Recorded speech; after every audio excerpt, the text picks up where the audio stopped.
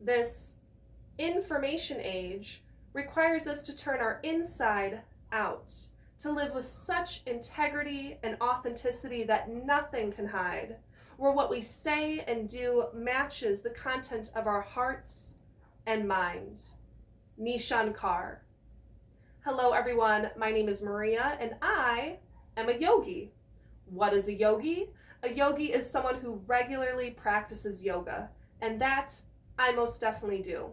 I've experimented and I've tried so many different forms and styles of yoga that I'm here to talk to you today about my particular favorite style. It is known as Kundalini Yoga. I love it, it's my absolute favorite, and I want to give you a little visual of what Kundalini Yoga would look like for you. If you were to research and Google a nearby Kundalini Yoga class and you're curious of what it would look like, it's very likely going to look like this. See these yogis, they're dressed in white, they are glowing, their eyes are closed. It's a very meditative practice, very spiritual practice. There's even a gong right here. It's a musical gong that they play during the last pose in class. Whereas if you were to research or Google the most common form of yoga here in the USA, the most common form of yoga is known as Vinyasa Yoga. And very likely it's going to look like this. It's going to focus more on the physical. As you can see, they're working their core, they're working their legs. It's a very physically centered practice, whereas this is more meditative and more spiritual.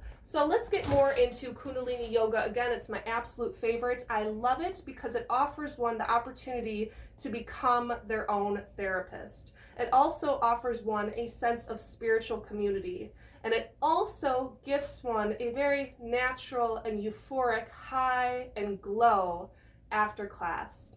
So let's get into this first point about becoming your own therapist. Now, unfortunately, we are in a state of a mental health crisis here in the USA. So many people are spending hundreds, if not thousands of dollars per month on psychotherapists, psychoanalysts, psychiatrists, you name it. They're going to these people outside of themselves, help me with my problems. Not saying that's necessarily bad, I'm not knocking the entire field, but I do believe it's also a time and place to start to go within, to try your best to find the answers to your problems by going within, and that is what Kundalini Yoga gifts a person. It definitely gifted me that strength to just simply close my eyes and see what's going on the inside. It was so powerful for my personal life, and I highly recommend. Kundalini Yoga is known as the yoga of awareness. So of course, even within the 12-step model, the very first step of the 12 steps is admitting that you have a problem. Now, you can never solve something that's broken or that needs fixing, of course, if you don't even know there's a problem. So it's all about raising your state of consciousness, raising your state of awareness, and Kundalini definitely helps one with that. Again, it's known as the yoga of awareness. Now let's get into this aspect of how it offers one a sense of spiritual community. And before I dive deeper into this point, I have to share one of my favorite quotes about what a true cult is, because there's definitely a difference between a spiritual community and a cult. This definition is by Amy Morin. She says, a cult is an organized group whose purpose is to dominate cult members through psychological manipulation and pressure strategies. Cults are usually headed by a powerful leader who isolates members from the rest of society.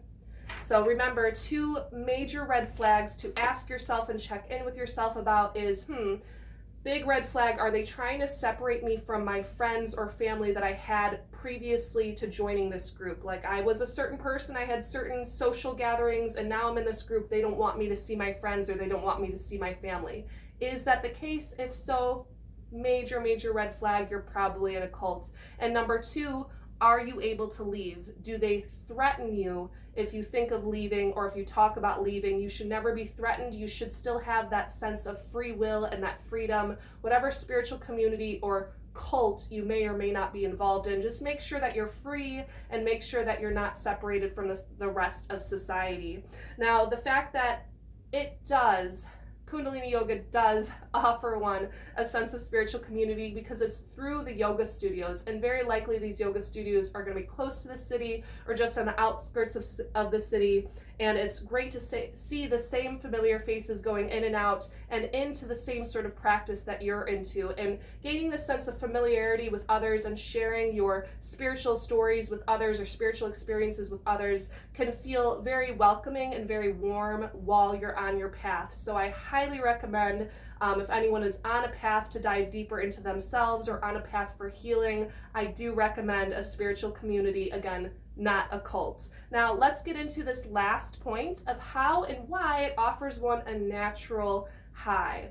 So there's this holistic health king out there known as Wim Hof, and Wim Hof says, get high on your own supply. If you've heard that before and you're curious of how that's even possible, try a Kundalini class. Trust me, with this breath work, all you need is like 1 minute of this breath work and you will feel a natural, euphoric, grounded sense of a high. Not like a high like you're out of control, like you're on marijuana or you're on some sort of psychedelic. It's not like that. It's like this natural, just feeling. You just feel so naturally good and yet grounded and in control. It's I can't even put more words to it. It's indescribable, and you truly have to try it for yourself. So, in summary, I love Kundalini Yoga. I am so partial to it. It's my particular favorite because you get to become your own therapist. You also get a sense of spiritual community, and you also gain a very natural and euphoric high and glow by the time you step out of the yoga studio.